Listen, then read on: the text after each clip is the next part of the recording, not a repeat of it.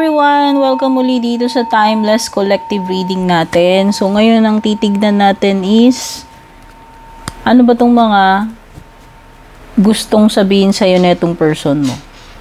So, for sure, dahil collective reading ito, hindi po ito magre-resonate para sa lahat. Natural, kung gusto nyo ng very specific sa energies ninyo, pwede po kayong mag-avail ng personal reading. Yun nga lang po, may bayad po yung mga personal readings natin. So, ibig lang sabihin, hindi 100% na makukuha yung actual na energies mo kasi ito ay pangkaramihan, pangkalahatan, no? So, kunin nyo lang aning nagre-resonate at maraming salamat po dun sa mga laging nag-aabang, nanonood ng mga readings natin dito sa Facebook and YouTube. Kung hindi pa po kayo naka-like and follow sa ating FB, don't forget to like and follow. Subscribe na rin po sa ating YouTube channel. Personal reading sa yan, mag-PM lang kayo sa aking FB page kung balak nyong mag-book or mag-inquire. Mag-ingat sa mga fake accounts na kumakalat, yung mga impostor na gumagaya ng page natin. Marami-rami na yan. Meron sa Facebook, meron din sa TikTok, kaya mag-ingat kayo. I-like and follow nyo itong ating legit na FB and TikTok para hindi po kayo naliligaw sa mga peke at impostor. Ano? At yung mga ayaw ng mga negative readings, wag po kayo manood dito. Yung mga reading natin, kung ano yung nakikita kong energy, positive yan, negative yun yung i-relay ko. Ano? Yung mga balat sibuyas, yung ayaw ng mga negative na kayo rito. Ano? Tingnan na natin, my dear, ano ba itong mga energies? Yung mga gusto niyang sabihin sa'yo, yung mga totoong nararamdaman niya pero hindi niya na siya nagkaroon ng chance na sabihin sa'yo. Collective reading ito, ha? At kung magugustuhan nyo naman, don't forget to like and share. Malaking tulong po yan, no? Unang-una, sabi ni person, I replay our conversations over and over. Uy, ganon. Ano ba yung last na napag-usapan nyo nitong person na to? So, itong reading na to pwedeng past, present, or future energies yung nasasagap natin dito. So, bahala na po kayong mag-connect.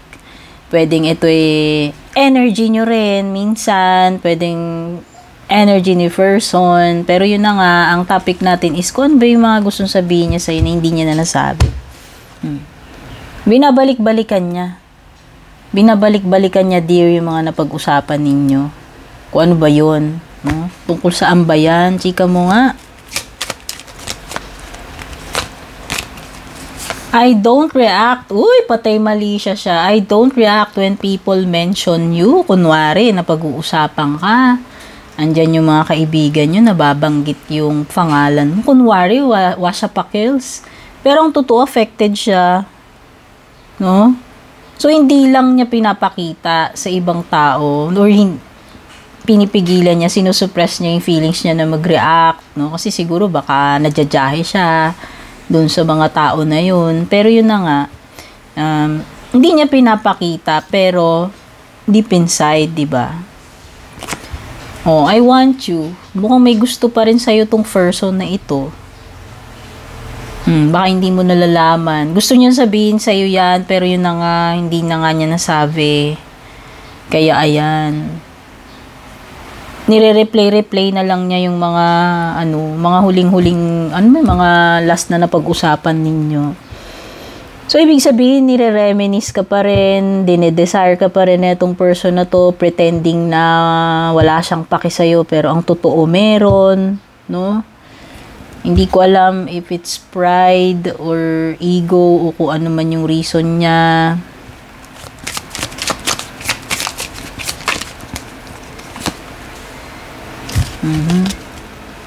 Lagi siya nagbabakasakali na makikita ka niya sa library or dun sa cafeteria, kung saan yung mga lugar na pwede kanyang matagpuan. Yan. Kunwari lang alam mo yun, kunwari di kanya ini-stalk, pero nagbabakasakali siya na pumupunta siya dun sa mga places na alam niya kung baka sakaling makita ka niya dun. No? Nagbabakasakali siya na magkaroon kayo ng encounter. Ayan yung mga ginagawa niya. So, may pagka-stalker. Alam mo yun? Hindi naman niya inaano na talagang literal na habulin ka niya, pero parang gumagawa rin siya ng way na mag-cross yung landas ninyo eh. By making tambay-tambay to the places na alam niyang posibilidad na makikita ka niya doon, no? Yan. Kasi nga type ka pa rin itong person na to. No? Pwedeng hindi lang niya nasabi, pero yun na nga. Nahanap-hanap ka pa rin niya. Oo. Nagbabaka sakali. You speak to me through music. So pwedeng may mga love songs kayo, may specific love songs or music na kapag ka naririnig niya yun, naaalala ka niya. O baka may theme song kayo nito. Uso pa ba yung theme song, dear? Parang yun panahon pa nung bata ako, yung mga magkaka-love team nung araw, may theme song. Parang sa lang, yung mga pelikula. Wala lang. Basta pwedeng pareho kayo ng taste sa music or may mga, baka banda kayo or mahilig kayo sa music. Basta parang, nagre-relate kayo sa isa't isa through music. Or pwedeng may mga certain na kanta o music na kapag ka naririnig niya is naaalala ka niya. Yung mga memories ninyo.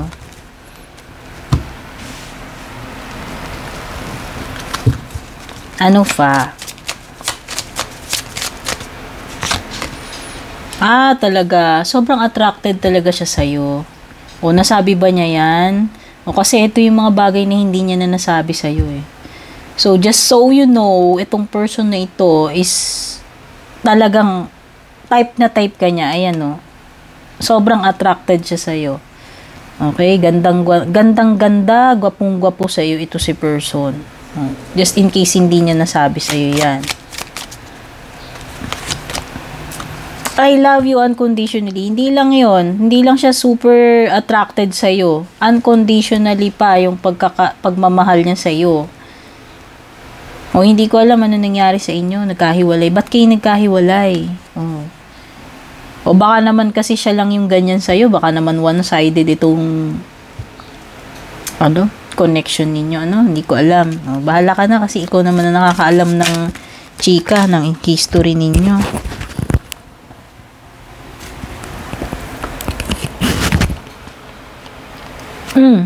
Alam ko na. I want to be more than friends. Baka naman friendship ito na parang na-develop into mas malalim. No? Hindi kaya, baka naman ikaw yung hindi mo siya type kasi nga baka nag-start kayo as friends. Tapos siya na-develop sa side niya, nagkagusto siya sa'yo. Tapos ikaw baka naman ang talagang tawag doon? Yung iniskan mo yung sarili mo pero ang nafe-feel mo lang talaga sa kanya is friendship. Ayan. Baka naman yan. Oo. Umaapela itong person na ito na more than friends talaga yung gusto niya mangyari sa inyo. Kaya lang hindi ko nga lang alam if the feeling is mutual. Kasi baka hindi. Di ba sabi ko nga parang merong some kind of energy dito na pwedeng hindi mutual or hindi equal yung nararamdaman. So, pwedeng sa kanya, dinedesire ka niya, patay na patay sa'yo, attracted sa'yo, loves you unconditionally, more than friends. Kaya lang baka kasi sa'yo hindi. Baka tropa lang, no? Baka ganun lang yung gusto mo sa inyong dalawa. Nag-aalangan siya na magparamdam sa'yo, kontakin ka. Baka takot din kasi siyang ma-reject. Baka minsan mo na siyang ni-reject. Or baka naman, wala pa nangyayaring proposal or aminan, pero baka naduwag lang din siya, natakot lang din siya na baka i-reject mo siya kasi nga, baka iniisip niya, paano niya sasabihin sa'yo na hindi lang kaibigan yung gusto niyang mangyari sa inyong dalawa.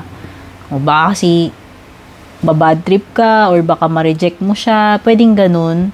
Or baka talagang binasted mo, hindi ko alam, no? Pero yan, this person is hesitant to contact you at sabihin lahat itong mga bagay na to. Pwedeng natotorpe, nadjadjahe, takot ma-reject, no? communication is key pa rin, o diba? Importante talaga na communicate natin. Kasi kagaya niyan, halimbawa may mga feelings siyang ganyan or ikaw, bakit hindi natin i-communicate? Ba't di mo sabihin? Para magkaalaman din. Maganda rin yung nalaman ng person ko ano talaga yung nararamdaman mo sa kanya. O diba? Minsan kasi takot tayo masaktan, takot tayo mabasted, takot tayo ma-reject. Pero kasi kung hindi rin natin sasabihin, psychic din ba naman yung tao para... Di ba lahat ba naman ng tao alam kung ano yung iniisip at nararamdaman natin or iniisip at nararamdaman niya? Siyempre, hindi naman ganun. Kaya nga, di ba sabi, if you really want something, minsan pag nagpe-pray tayo, you have to be specific. No? Hilingin mo, banggitin mo, ano ba talaga yung gusto mo? Ano ba hinihingi mo? Baka mamaya bigyan ka ng bahay, ang gusto mo pala jowa.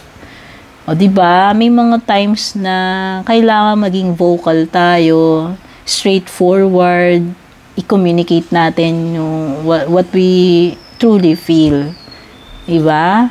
Kaysa, para wala tayong regrets, diba ikaw?